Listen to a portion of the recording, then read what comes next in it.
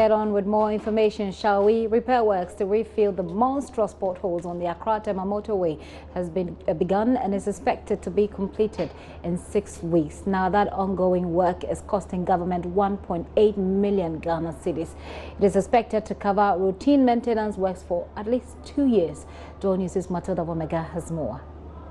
It's been days of agitation on the Accra-Tema Motorway, the 19-kilometer road which was constructed over 50 years ago.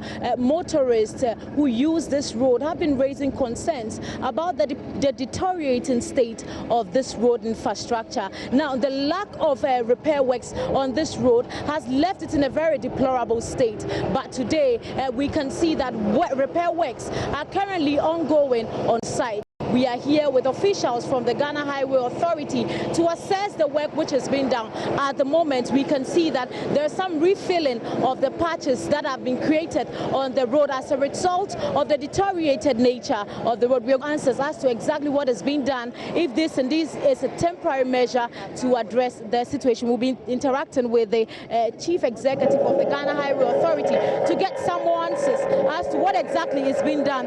So, sir, thank you so much for having us on Joy. Sir, so what exactly is going on here at the site? Yeah, presently we are carrying out routine maintenance, that is pothole patching with using asphalt. And you can see that the road has really deteriorated beyond salvage point. And what we are doing is just to restore the riding quality to ensure that there is safe and expeditious traffic flow. To make the motoring public comfortable. The accident fatalities on this road is very, very high as a result of these fatalities. We are having up to 1,200 traffic crashes over the last 10 years with over 300 deaths. And with the intervention, it's going to address some of these deficiencies. It is expected that the contractor continues the work even at night time. Yes, that's the arrangement, so that the public inconvenience and delay is reduced to a minimum, right? So the contractor is on task. He is seriously with his men, and today we are here with the board of the Ghana Highway Authority, and the board chairman is here himself, and members are around. But the interesting thing is that in the long term, we are going to have a permanent solution, and that has to do with PPP, public-private partnership, where a firm comes in, design, build, operate, and transfer, because that is the way forward. The burden on the government is so high that this calls for capital, intensive money. Before we even go into the private-public partnership, I want to understand what exactly is being used to do the refilling, because over the period, concerns have been raised as to the use of bitumen in filling the potholes. What exactly are we using this time round? I did mention that the road has deteriorated beyond the salvage point, its salvage points. So going for concrete will be counterproductive, because within the next few months or so, this road is going to be reconstructed. So why spend that much? We're using asphalt. The reason is simple.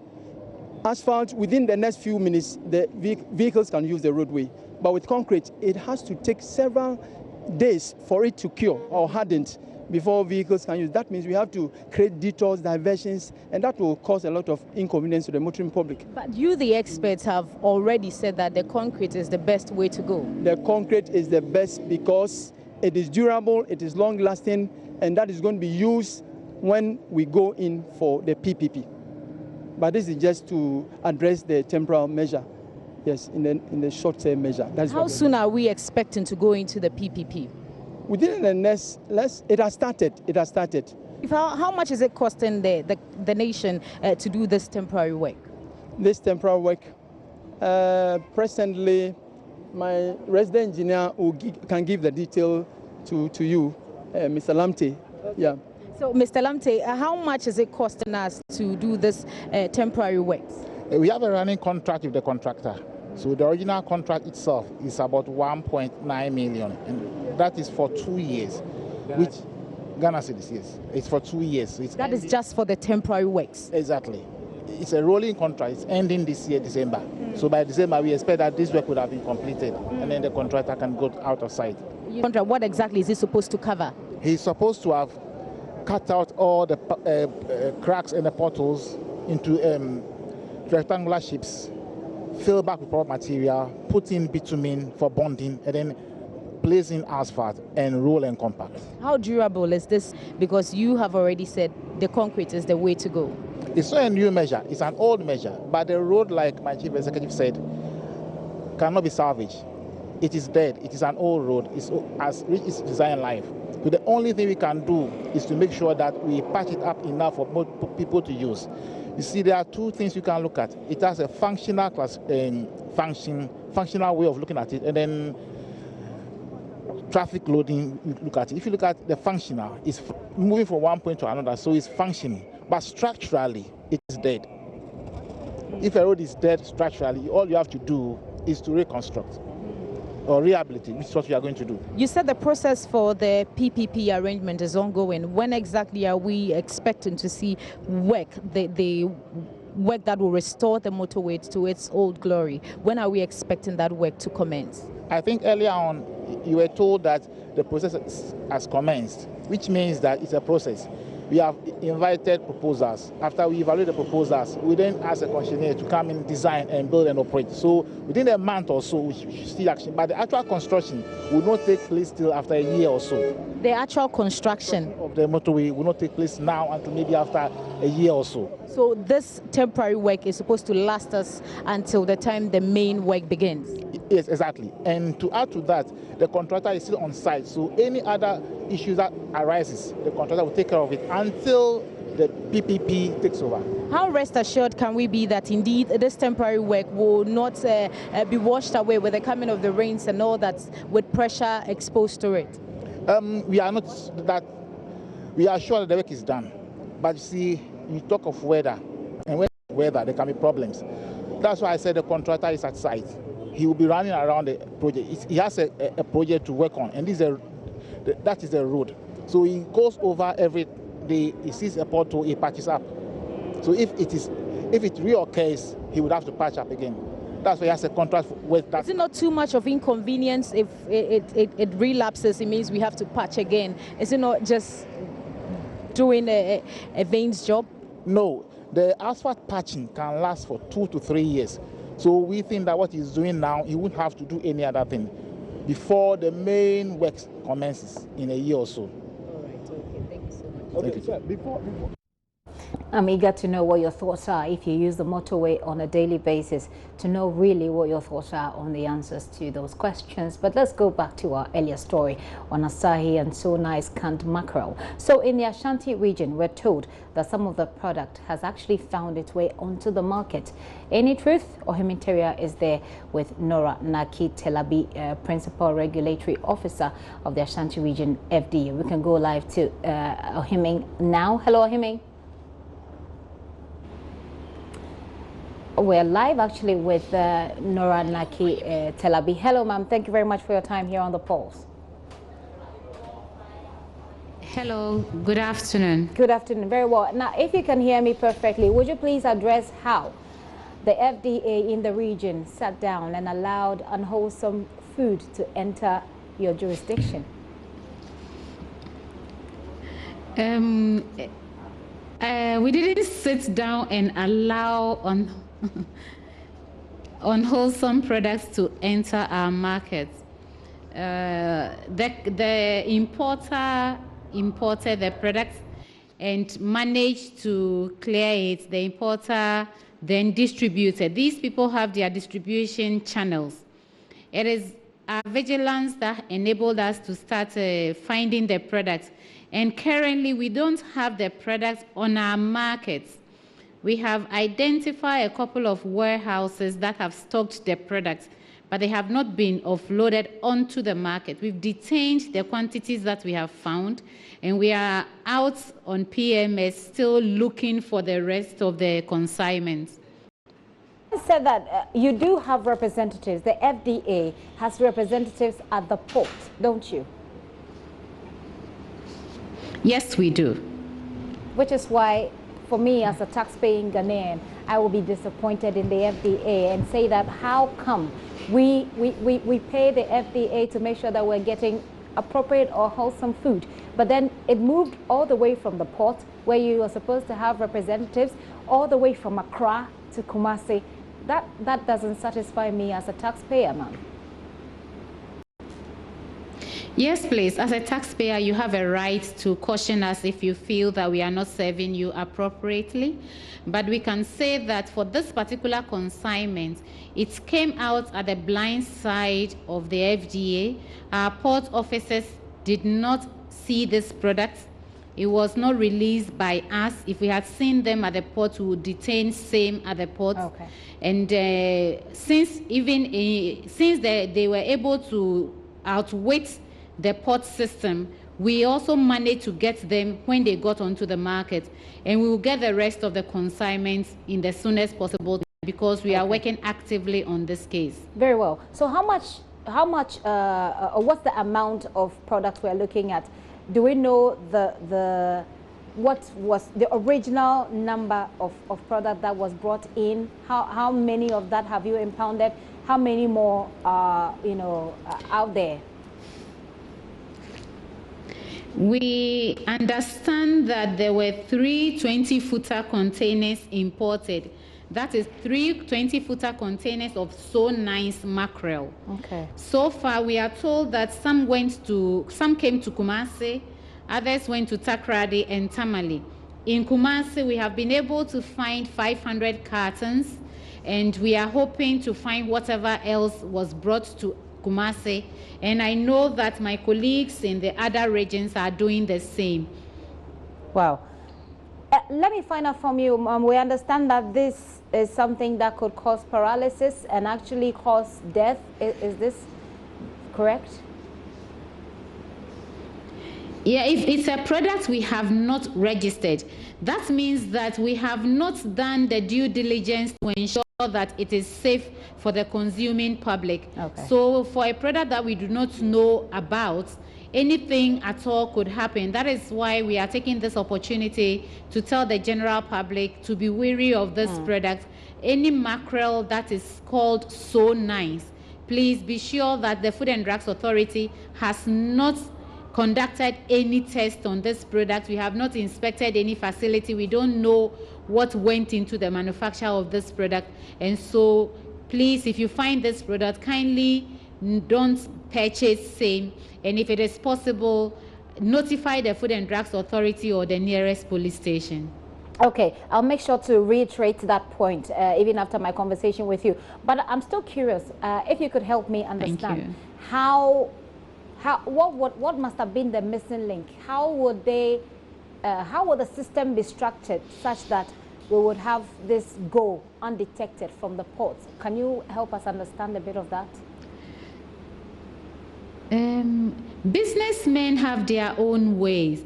I don't really work at the port, so I do not know the system as they operate with the port system. But I know that for imported products that are regulated by us, the moment before they get in, our offices are notified of same. And so we monitor and inspect such consignment before they enter, they are released into the country. Okay. But as we are talking, this particular consignment, the office was not notified. Right. And so because the office was not notified of its arrival into our country, then it means that we were not aware that such a product was coming into the country. In the coming days, what is the Food and Drugs Authority's plan to rid our market, or let's focus on your region, to rid the market in the Ashanti region of this particular product? What is your plan?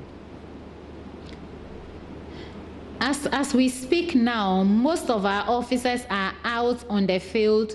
We are in the markets, we are in the various warehouses and storage facilities that we know of. We have people also that are going underground to find out whether there are other places that we have not visited that these products may be at. So we are actively looking for this product, and there is no way anybody can put the product on the market because we have informed everybody and people we know, the people we work with, the markets and all that So Nice mackerel has not been registered for the market in Ghana. They don't have market authorization, and so they cannot be presented for sale. Well, I don't know. But over here in Accra, we understand that one of our reporters have been there when they destroyed some of the products. Is that something that is happening in Kumasi as well? We are still looking for, we have detained what we have identified. We want to find the whole consignment that might have come to Kumasi. And yes, after that, we will have the product destroyed, and further regulatory actions will be taken. Okay, ma'am, let's say a very big thanks to you for your time here on the show. And I'm sure that we'll get some more information from you, or better still, we'll still be on your case to make sure that the Ghanaian taxpayer is satisfied that they can indeed have confidence in the FDA when it comes to protecting them, as in what food is available on the market. Madam Telabi there in Kumasi, she is with the Ashanti Region Office of the Food and Drugs Authority. Let's move away from Accra, from Kumasi, and return to Accra. And we're returning at this point to our earlier story about the gas explosion. So as we said, officials from the EPA, the Ghana Standards Authority, and the police service made a stop at UPSA to inspect the siting of that fuel station, which is at the center of a series of protests by the students. Dr. Pokwe Duse, Deputy Executive Director of the Ghana Standards Authority, says his outfit has increased the number of inspections they carry out on fuel stations from 2 to 4 times in a year. He was speaking as some stakeholders in the petroleum industry visited the self-filling station located very close to the University of Professional Studies. The studies had raised, the sighting of that station raised concerns for the students about their safety. We are a new management at GSA, led by Professor Dodu, and we have met our board. They said that 6 months is a long period for a lot of things to happen in between. So doing it in other areas could even be monthly. But because it also involves capital outlay and logistics issues, because you need to send inspectors out there. We have an institute called Meteorology Department. They deal with this aspect. We send our inspectors out to go and do the checks. If we have all the men, we could even be making it monthly. But because of our staffing issues, we want to do it quarterly, and that's a new decision we've taken. We will consult with OMCs, of course, MPA will be part of it, so that they get it down to the people or the stations that are far away from the cities, that we'll be doing the regular checks quarterly. Once that is done, we'll be able to keep track of those that are complying with our standards. Mind you, we have set the standards. We have sat down in 2010 to set standards as to what should go into fuel, the quality itself, the pumps, all the nozzles and devices they are using. So that if you are not meeting those standards, then we will bring you to book. And we have found institutions that were not meeting. We have sanctioned them, imposed penalties on them. And in the extreme event that we realize that you are a perennial violator of our standards, then we will take steps to ensure that there's prosecution of those filling stations. So those are things we are putting in place. For the incidents in the atomic area, we will say that it's an unfortunate incident, but we should not take it that everywhere that's going on, things are unsafe there, so that people are not alarmed from the operations of other filling stations. Thank you very much. From the inscriptions on the nozzles, they have about 16 nozzles here, or we call them the pumps. All have been verified and checked, and they passed the checks. So what we need to do is to actually reduce the length of the checking so that it's more regular, and making it quarterly is going to be the order of the day for all the OMCs throughout the whole country. And once we check and you pass, then we will give you a seal to indicate that you have passed up to a level. And within 4 months' time, then we will be coming again to come and check whether all your security features are okay. Because, you know, when you go outside, it's possible to even have a residential facility of, let's say, about 20 floors. The basement or the base of it will be a filling station somewhere. What is actually saving them from having rampant fire and fire outbreaks is that the standards are met and checked.